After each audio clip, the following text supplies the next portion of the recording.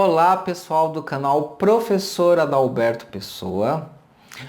Bom, eu estou gravando uma série de vídeos sobre esclarecimentos, tá? Esses esclarecimentos são tentativas de clarificar dúvidas, perguntas que vocês levantam, demandas que vocês trazem nos comentários dos vários vídeos aqui do canal. Eu não consigo responder um por um dos comentários, então eu tô respondendo os comentários que eu percebo que são mais repetitivos, ou às vezes não é nem dúvidas e perguntas, são comentários que vocês fazem e que me mostram que alguma coisa não está sendo entendida direito. Eu não sei se sou eu que não estou conseguindo transmitir a mensagem direito, então eu estou vindo aqui e até fazendo uma revisão de alguns temas que eu já trabalhei aqui no canal, né? Mas que eu quero reforçar o esclarecimento desses temas. Eu já falei e já expliquei no passado o fato de que as previsões negativas, ao que tudo parece, ao que tudo indica, elas são mais fáceis de se concretizarem do que as previsões positivas. Existem motivos para isso e eu vou tentar explicar isso agora. E dessa vez eu vou escolher um caminho de explicação que tenha uma base bem científica mesmo, tá? De novo, baseada na cosmologia, a ciência que estuda o universo e que tem como um quadro de referências a astronomia, a astrofísica, a física moderna e por aí vai, tá? Eu tenho para mim que a cosmologia ajuda a responder muitas das questões da astrologia. Embora a cosmologia seja uma ciência, tá? Do campo das ciências naturais, das ciências exatas e naturais, e a astrologia, na verdade, ela é uma metafísica do campo esotérico, tá? São duas áreas diferentes, mas ainda assim, os saberes da cosmologia me ajudam a explicar muito do que eu observo na astrologia, né? Eu tomo emprestado alguns conhecimentos da cosmologia para explicar, né, através de uma metáfora filosófica, o que acontece na astrologia. A cosmologia me ensina, por exemplo, que o universo ele tende para uma entropia. O universo tende para uma máxima entropia. A entropia é um conceito da física, é um conceito da cosmologia que fala sobre uma medida de desorganização de um sistema físico. A entropia é isso, é um conceito que fala de uma medida de desorganização de um sistema físico. Na verdade, é um conceito da termodinâmica, mas que pode ser aplicado em outras áreas da física, inclusive na cosmologia. Os cosmologistas, eles conseguem dizer que o nosso universo ele tende para a máxima entropia, ou seja, o nosso universo, desde o momento de sua criação no Big Bang, tá? A gente tem que voltar àquela teoria do Big Bang, que é aquela teoria da grande explosão que deu origem ao universo. Vou até abrir um parênteses aqui, tá? Quem é físico, se estiver assistindo esse vídeo, sabe que o Big Bang, na verdade, não é uma explosão, tá? Tem uma linha de físicos que afirma que o Big Bang não é realmente uma explosão. Então eu vou usar a palavra explosão entre aspas, tá? Até para não dizerem que eu não estou sendo exato na minha explanação. Mas assim, vamos colocar o Big Bang como uma explosão entre aspas. Então, desde o momento em que aconteceu a explosão que deu origem ao universo, o universo ele tende para uma máxima desorganização, para um caos, para uma desorganização. Essa tendência é chamada de entropia. Explicando um pouquinho mais, o universo, segundo a teoria cosmológica atual, ela começa num ponto de singularidade, tá? É um ponto de singularidade no qual toda a matéria do universo estava organizada nesse ponto de singularidade. A matéria todinha do universo estava num ponto menor do que uma cabeça de alfinete. tá? Esse ponto era um ponto de densidade que tende ao infinito e de temperatura altíssima, tá? Colossal, muito alta. Num determinado momento, algum evento aconteceu ali, os físicos não sabem dizer que evento foi esse, tá? Uma das desconfianças é que houve algum tipo de separação de energias fundamentais, e aí ocorreu, entre aspas, uma explosão e o universo se expandiu e foi se formando, tá? O universo foi se formando. Não se formou em 7 dias, não é assim da noite pro dia não, tá, gente? Tem toda uma história. Só para vocês terem uma noção, os primeiros átomos, eles se formaram no universo 380 mil anos depois da primeira explosão do Big Bang, tá? Então os átomos, eles não se formaram, assim, o Big Bang explodiu, no outro dia já tinha átomos e no dia seguinte já tinha galáxias, planetas e tudo mais. Não foi assim, tá? Na verdade, as primeiras galáxias, se eu não me engano, se formaram 1 bilhão de anos depois da primeira explosão do Big Bang, tá? Então, assim, tem toda uma história que eu não vou contar aqui porque não é o objetivo do vídeo. O que eu quero só que vocês entendam é o que é esse conceito de entropia, porque ele tem a ver com o Big Bang, tá? Na verdade, o que era o primeiro ponto de singularidade? Ele era um ponto de mínima entropia, tá? A singularidade, na verdade, ela é um ponto de entropia zero. Os físicos consideram que aquele momento em que a matéria estava toda concentrada num único ponto, era o momento de máxima organização do universo. Quando o universo explodiu e começou a expansão, e essa expansão acontece até hoje, tá? A previsão dos físicos, dos cosmologistas, é que o universo vai se expandir para sempre. Tá? Esse é o status da teoria cosmológica atual. A expansão do universo continua e, na verdade, ela é uma expansão acelerada. Vejam, daqui a pouco eu vou chegar daqui a pouco, acompanhem meu raciocínio que eu vou chegar na relação que isso tem com a astrologia, tá? Mas então o que acontece? O ponto de entropia zero era o início do Big Bang. Quando explodiu, o universo começou a se formar e a se expandir. Isso acontece até hoje. Essa expansão é uma expansão acelerada, inclusive. E o que os físicos dizem? Que esse universo ele tende para uma desorganização. Ele tende, né, essa expansão, ela tende para uma máxima entropia, uma máxima desorganização, tá? Agora, vejam essa palavra, desorganização. Eu estou falando aqui da própria organização do universo, tá, gente? De como que o universo é organizado, de como que o universo é estruturado, como que o espaço e o tempo, quando eu falo de universo, eu estou falando de dimensão, espaço e tempo, né? Eu estou falando de expansão da dimensão espaço-tempo e de como isso se organiza. E isso tem impacto na nossa vida. Isso tem impacto na nossa vida.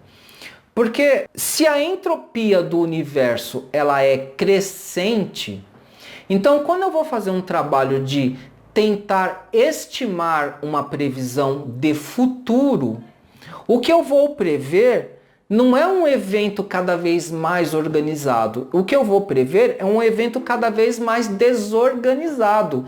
É nesse ponto que eu quero chegar com vocês. E aí a gente começa a entender por que nos cálculos astrológicos, por que nas previsões astrológicas, a maioria das previsões, principalmente em eventos políticos, em eventos coletivos, elas tendem para algo negativo.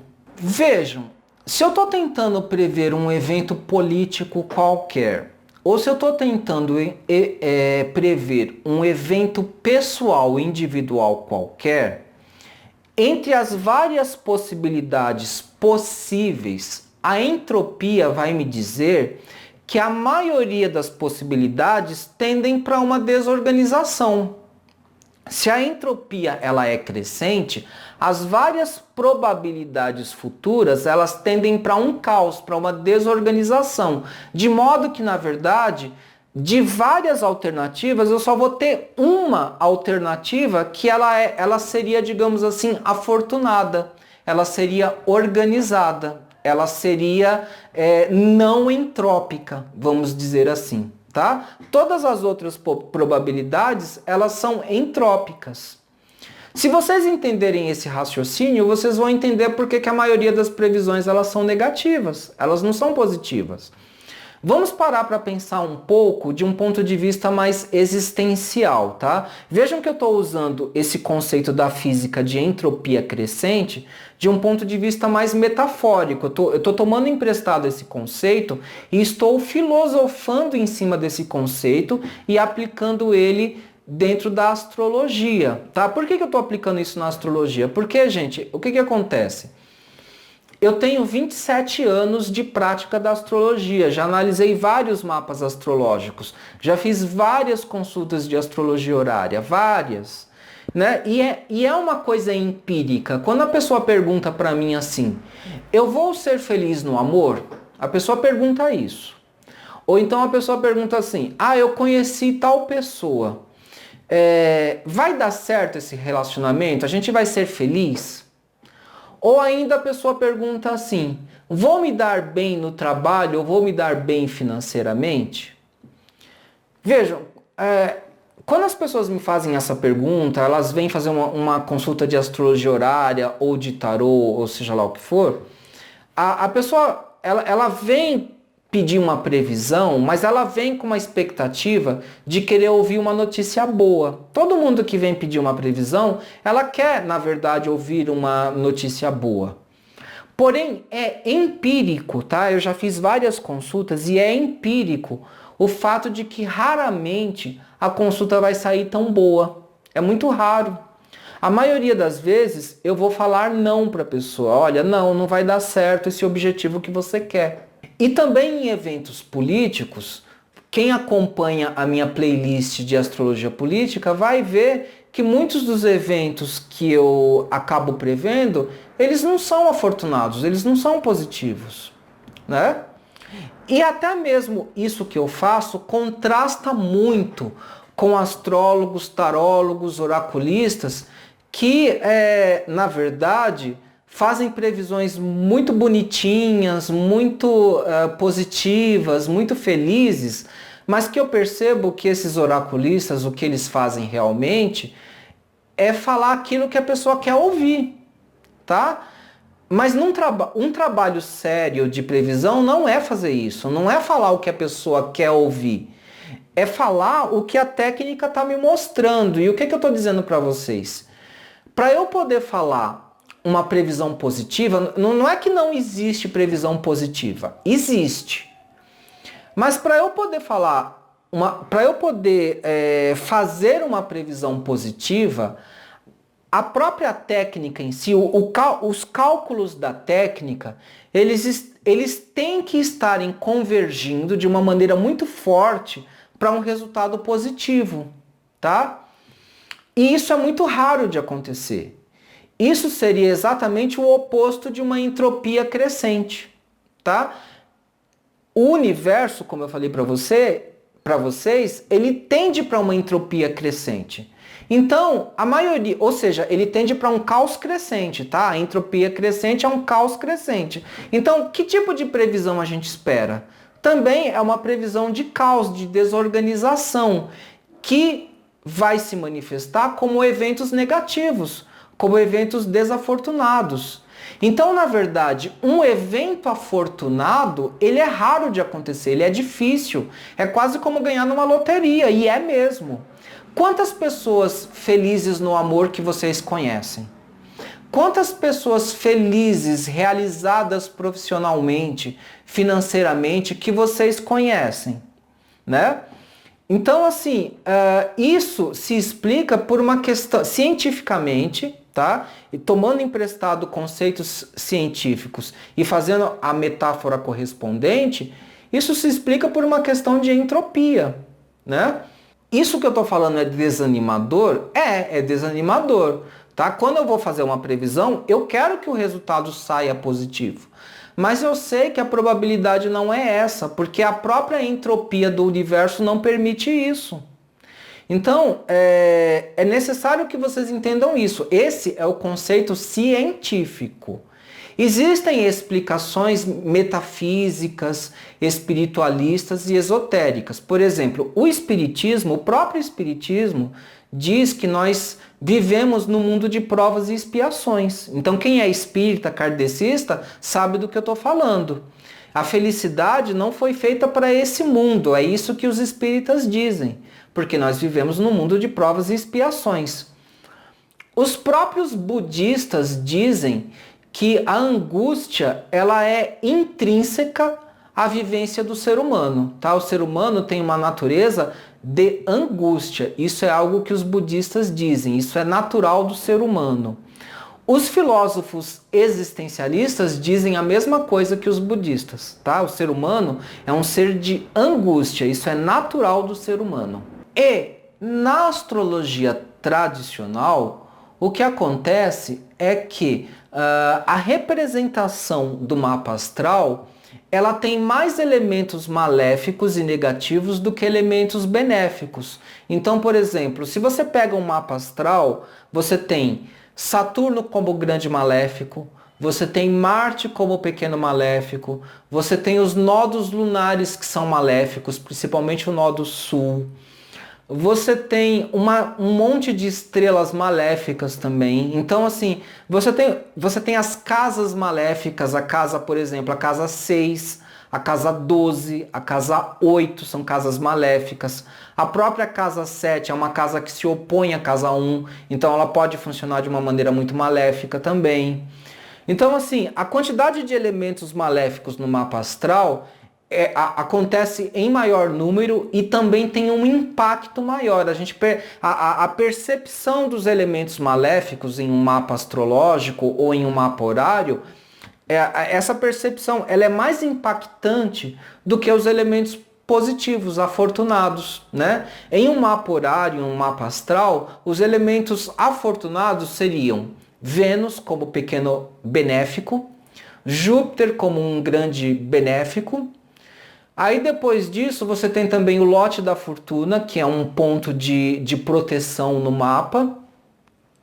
Aí você pode pensar em casas benéficas, casas astrológicas benéficas. A casa 11, por exemplo, é uma casa benéfica, uma casa de sorte, né? Mas assim, você não vai contar muitos pontos benéficos além desses, tá? A casa 1, por exemplo, ela é a casa astrológica mais forte de um mapa. Então, pela força da casa 1 e também a casa 10, por ser uma casa muito forte também, elas são consideradas casas benéficas, tá? Mas, por exemplo, se a casa 1 for atravessada por um elemento maléfico, um planeta maléfico, em mau estado cósmico, por exemplo, um planeta maléfico que esteja exilado ou em queda, a casa 1, mesmo sendo uma casa benéfica, ela vai funcionar muito mal. Então, é como se os elementos maléficos eles se sobrepossem. Eles conseguem sobrepujar os elementos benéficos do mapa. E aí, talvez vocês ouvindo isso que eu estou falando, vocês podem achar que isso é uma perspectiva muito pessimista, muito negativa. Mas o que eu vou falar para vocês é que aí o que acaba ocorrendo contra nós, tá? Assim, o que acaba agindo contra nós é o movimento de entropia do próprio universo. O universo tende para uma entropia, tá? Isso tem outras consequências, tá, gente? Porque assim, como o universo ele tende para uma entropia cada vez crescente, tá? Espero que vocês tenham entendido o que é o conceito de entropia. Então, o universo tende para uma desorganização, ele tende para um caos. O universo ele é assim, né? Então, por exemplo, a vida no universo ela é difícil. Tá? Por que é tão difícil encontrar vida em outros planetas? Por que é tão difícil assim? Né? Exatamente porque o universo tende para o caos. Eu não estou dizendo aqui que não exista vida em outros planetas. Isso é um outro debate, é uma outra discussão. A maioria dos físicos e cosmologistas hoje acreditam que existe vida em outros planetas, Sim, né? Mas deve ser difícil você encontrar vida em outros planetas, né? E inclusive vida inteligente é mais difícil ainda. E o fato do universo se dirigir para o caos, para a máxima entropia, é um dos fatores que dificulta isso. Porque, na verdade, a vida, o conceito de vida, ele é o contrário da entropia. A vida, na verdade, vamos supor, se o universo ele tende para um caos, para uma entropia, a vida, na verdade, é uma tentativa de organização pontual dentro de um cenário caótico, dentro de um cenário de crescente caótica, tá? Então a vida, na verdade, ela é um movimento oposto ao caos. E mesmo assim, a vida mais cedo ou mais tarde, ela vai ter que se entregar ao caos, porque a gente chega na morte, né? Então, o movimento de morte também é um movimento de entropia. Qualquer desgaste, vocês sabem que qualquer objeto material, ele tende para um desgaste. Mais cedo ou mais tarde vai se desgastar. Isso se chama entropia também, tá? Então, assim, espero que vocês tenham entendido por que a maioria das previsões, elas são negativas. E não há nada que a gente possa fazer contra isso. Tá? Não há o que se fazer. O universo ele se organiza assim. Agora, qual é a saída disso? É entender que as previsões positivas elas também não são impossíveis. Eu não estou falando também que as previsões positivas sejam impossíveis. Elas são difíceis. Muitas vezes, para a gente tentar lutar pela felicidade, conseguir uma realização amorosa, financeira, profissional e uma realização em várias outras áreas da vida, a gente tem que se esforçar muito, a gente tem que lutar, tem que ir atrás, né? Então, o trabalho preditivo, o trabalho de previsão, ele pode ajudar muito nesse sentido, porque você se torna consciente de tendências. Aonde que as tendências estão mais favoráveis, aonde que as tendências estão mais negativas. Mas tem que ficar muito claro que a realização dessas tendências favoráveis, tá? A previsão de eventos favoráveis, ela é mais difícil, não tem jeito. Vai exigir maior esforço, maior luta para que o evento positivo aconteça.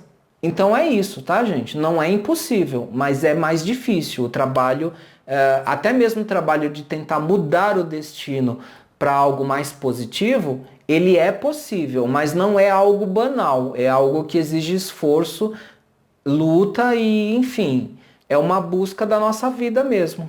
É um desafio da vida, um desafio espiritual da vida, ok? Bom, pessoal, eu gravei alguns vídeos, tá, sobre dúvidas, esclarecimentos, comentários que vocês costumam fazer no canal. E assim, à medida que eu for vendo mais dúvidas, mais questões aí, mais demandas de vocês, eu vou gravando mais vídeos para tentar dar conta da demanda de vocês, tá? Das dúvidas de vocês, ok? Então, para quem tem interesse de estar acompanhando o canal nesses vídeos novos, é só se inscrever no botão de sininho para não perder nenhuma notificação, ok? Um grande beijo, um grande abraço e a gente se vê nos próximos vídeos. Tchau, pessoal!